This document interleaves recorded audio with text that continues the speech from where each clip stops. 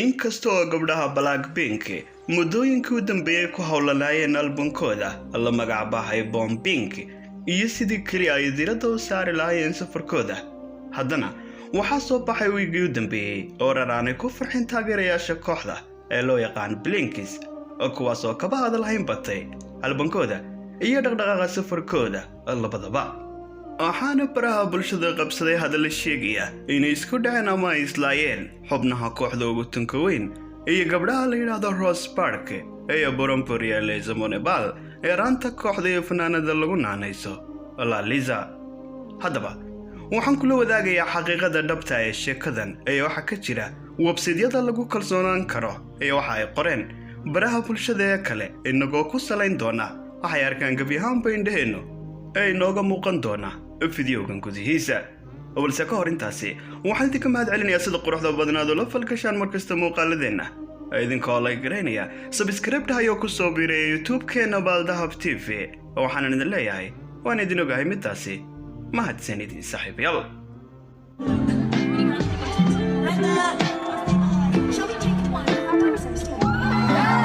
ka hor intaanu soo ifbixin dagaalka dhex maray Rose iyo Lisa ayaa waxaa taageerayaasha kooxdu isweydiinayeen su'aasha ah waa maxay sababta Rose aanay u soo update garin ama u soo dhigin wax post ah barteeda Instagram-ka, taas oo ay ka maqnaydeen muddo ugu yaraan wiig iyo ka badan oo ah gabi ahaanba waxaanan ahayn dabeecaddeeda ama baan looga baranin. haddaba iyagoo taas ka fakeraya ayaa taageerayaasha kooxda Blackpink oo si weyn u jecel wadajirka iyo isku duubnida gabdhahan ayaa waxaa barteeda Instagram-ka soo dhigtay Alice Park oo ah walaasha ka weyn Rose Park ama aan idhaahdee la dhalatay. waxaana la ogaa Alice Park in kooxda oo dhan ay la gashay sawirro guud oo mid ah intii ay ku sugnaayeen bandhigii iyo showgii magaalada Seoul. haddaba halkaasi markii ay maraysay ayaa taageerayaasha kooxda Blackpink si weyn uga cadhoodeen inay turtay gabi ahaanba sawiradii kale ay la gashay kooxda iyo tiimka Blackpink soona qaadatay soona dhigtay barteeda Instagram-ka ka qura ay kula jirta walaasheed Rose. waxaana lagaga falceliyay comments nacayba iyo cadha ay ka muuqato oo ka mid yahay hadal u dhigan waa wax laga yiqiiqisoodo iyo disgusting.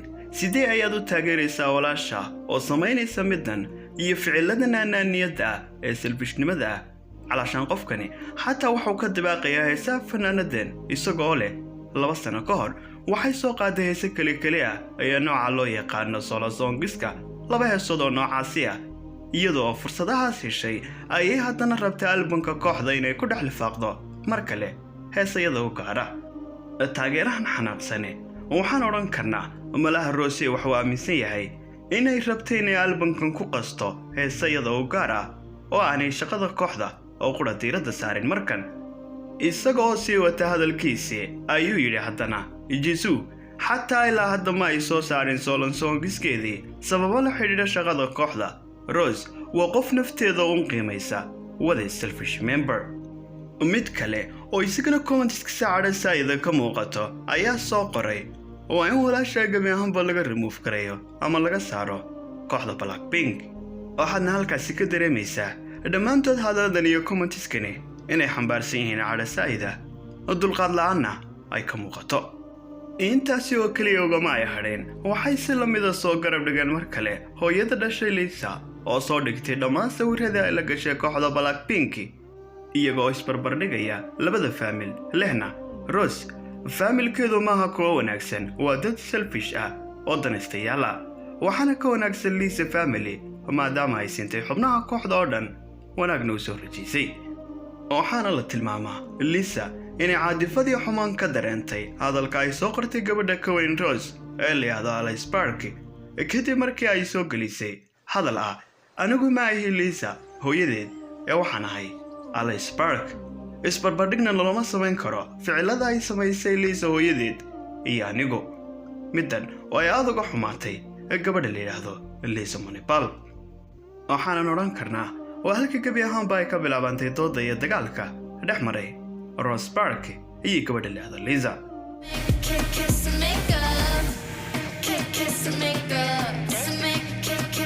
haddaba showgii Blackpink ee ka dhacay magaalada Seoul oo ah qayb ka mid ah safarka albankooda Bombink ayaa waxaa ka soo muuqday ficilada gebi ahaanba aan quruxda badnayn ee muujinaya isku dhacaya dagaalka dhex maraya Rose Park iyo gabadha leexda Lisa. waana midda keentay mar labaad in hadalhaynta gabdhahan ay hawada qabsato maadaama ay fiirinayaan kumanaan indhood oo jecel wadajirkooda kuna raaxaysta ama waa taageerayaal. haddaba aan isweydiino sida ay wax u dhaceen muxuuna yahay waxa jira. Blackpink ayaa sidii looga bartayba marka ay stage-ka saaran yihiin muujiye wadajir sida inay indhaha iskala socdaan, inay gacmaha isqabsadaan, inay iscaawiyaan iyo weliba inay isdhexgalaan kala bedeshaan boosaska ay ka taagan yihiin stage-ka si gebi ahaanba showgaasi u noqdo midaan lagu caajisin. waana wax iska caadiya oo ay samayso koox kasta oo fanaaniina xilligan oo kale.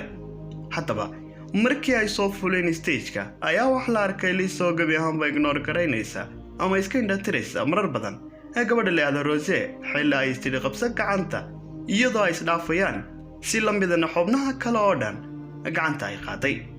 Rose waxay isku daday inay gacanta qabsato waana u soo taagtay balse Lisa socodkeeda ayay iska sii wadatay sida qof aan arkaynba waxa meesha ka dhacaya. oo fiirso maxaad ku tilmaami lahayd oo laga yaabaa inaad tidhaahdo waa bini aadam oo ma ay arkaynin marka.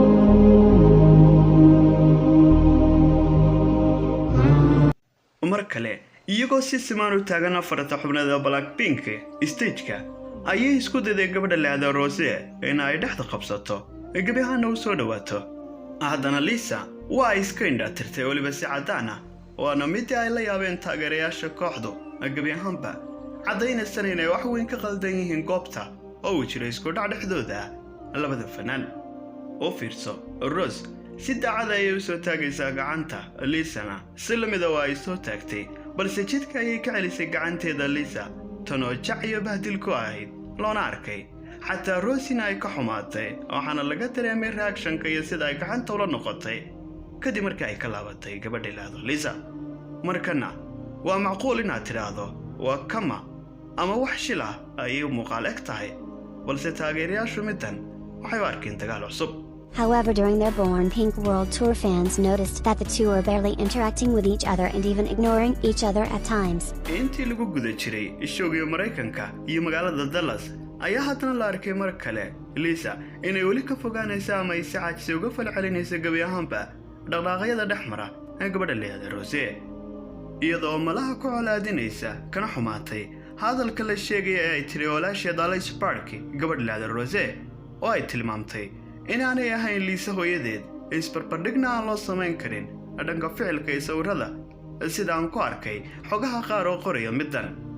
waxaanay dhacday markii lagu eedeeyay Alice Park oo ah gabadha ka weyn gabadha leexda Rose Park oo ay ka wada tirsan yihiin Lisa oo kooxda Blackpink. kadib markii lagu eedeeyay laguna yidhi waxaad soo dhigtay oo kaliya sawirka ay kula jirta walaasha Rose waxaanad iska indhatirtay gebi ahaanba kooxdii kale waxaana tahay qof xun xataa waxa ku dhaantay Lisa hooyadeed. waana halka ay ka tidhi anigu ma ihi Lisa iyo Lisa hooyadeed midna.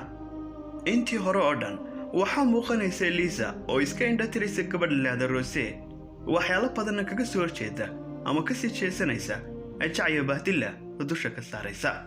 markana waxaa xifaaltanka bilowday Rose oo waxaa la arkayay marar badan iyagoo fadhiya bartamaha stage-ka dadka hortooda afarta gabdhood ee Blackpink in Rose oo ay isku xigaan gabadha leexda Lisa ay adinka dhexdooda ku dhufanayso sida qof leh xoogaa iga durug meelaha shishana u durug oo iga fogow. balse Lisa si fudud ayay isu daad raacisay lamana dareemin markan balse gebi ahaanba waxaa ogaan karayay uun cid kasta oo isha ku haysay lana socotay ficiladoodii hore.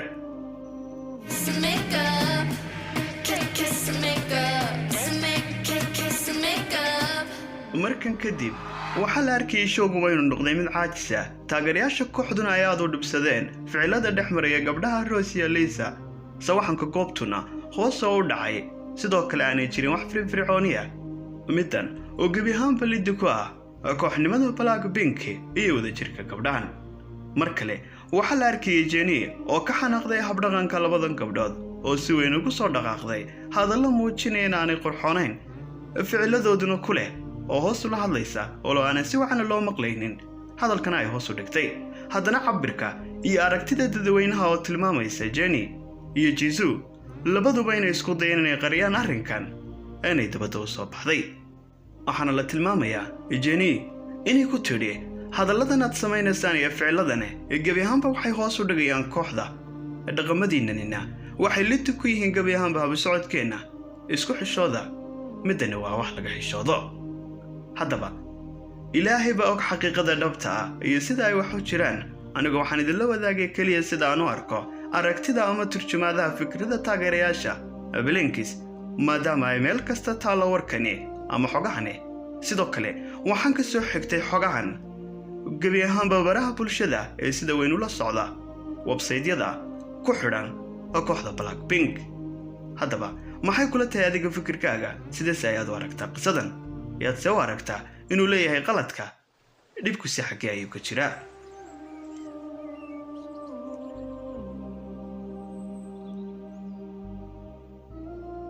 intaas ayaana ku saafmeeranaa muuqaalkeena maanta oo nugu hadlinay isku dhaca labada gabdhood ee Blackpink, gabadh leeda Rose iyo sidoo kale Lisa.